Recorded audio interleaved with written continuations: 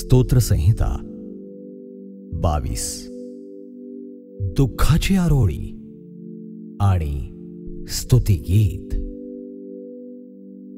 माझ्या देवा, तू मला का अंतरलास? माझा दुःखाचा आक्रोश ऐकून माझा बचाव करावयास तू जवळ नाहीस. माझ्या देवा, दिवसा मी धावा करतो तरी तू ऐकत नाहीस. रात्रीही धावा करतो तरी मला चैन पडत नाही. हे इस्रायलाच्या स्तवनात वसणाऱ्या तू पवित्र आहेस. आमचे पूर्वज तुझ्यावर भाव ठेवीत. ते तुझ्यावर भाव ठेवीत आणि तू त्यास मुक्त करीत असे. ते तुझा धावा करीत आणि मुक्त होत. ते तुझ्यावर भाव ठेवीत आणि निराश होत नसत. मी तर कीटक आहे, मानव नव्हे. मनुष्यांनी निंदिलेला, लोकांनी धिक्कारलेला आहे. मला पाहणारे सर्व माझा उपहास करतात, वाकुल्या दाखवतात, थट्टेनं डोकं हलवतात. ते म्हणतात, परमेश्वरावर आपला हवाला टाक.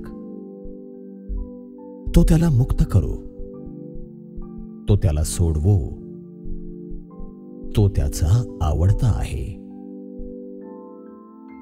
मला उदरातून बाहेर आणणारा तूच आहेस. मी आपल्या आईच्या अंगावर पीत होतो तेव्हा तू मला आपणावर भाव ठेवण्याची स्फूर्ती दिली. मी जन्मलो तेव्हापासून मला तुझ्या हाती सोपलेले आहे.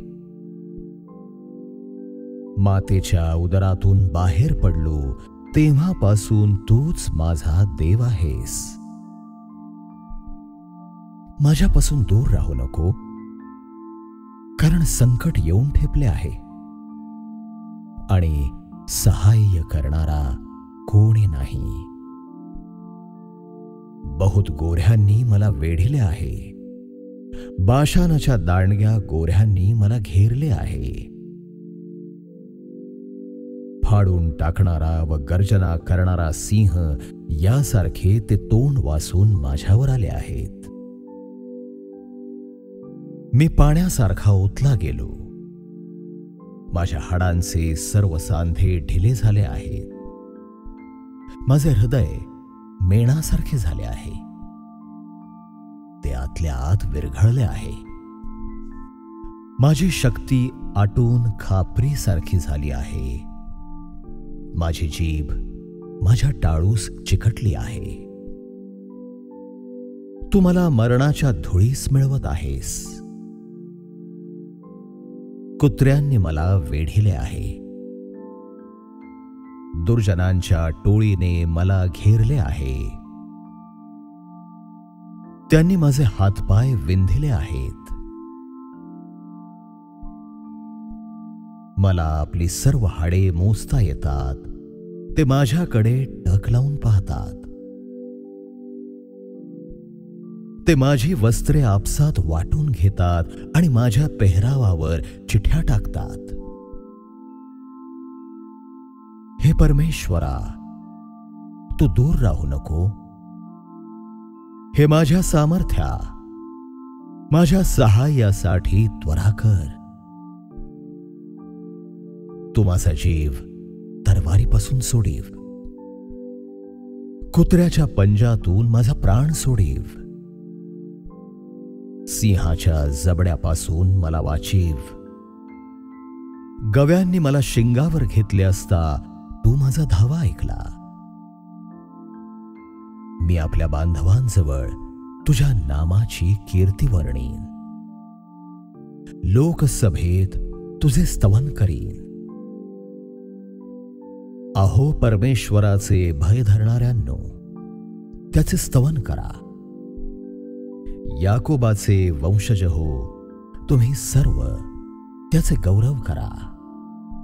इस्रायेलाचे वंशज हो, तुम्ही सर्व त्याचे भय धरा. कारण त्याने पीडिताची दैन्यावस्था तुच्छ लेखिली नाही आणि तिचा वीट मानला नाही.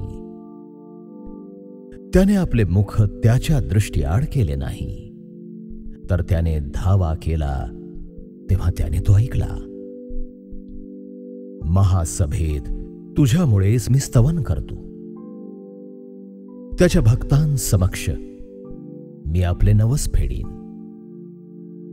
दीनजन अन्न सेवन करून तृप्त होतील.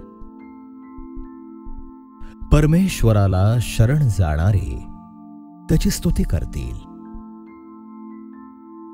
तुम्ही चिरंजीव असा. दिगंतरीचे सर्व जन परमेश्वराला स्मरून त्याचकडे वळतील.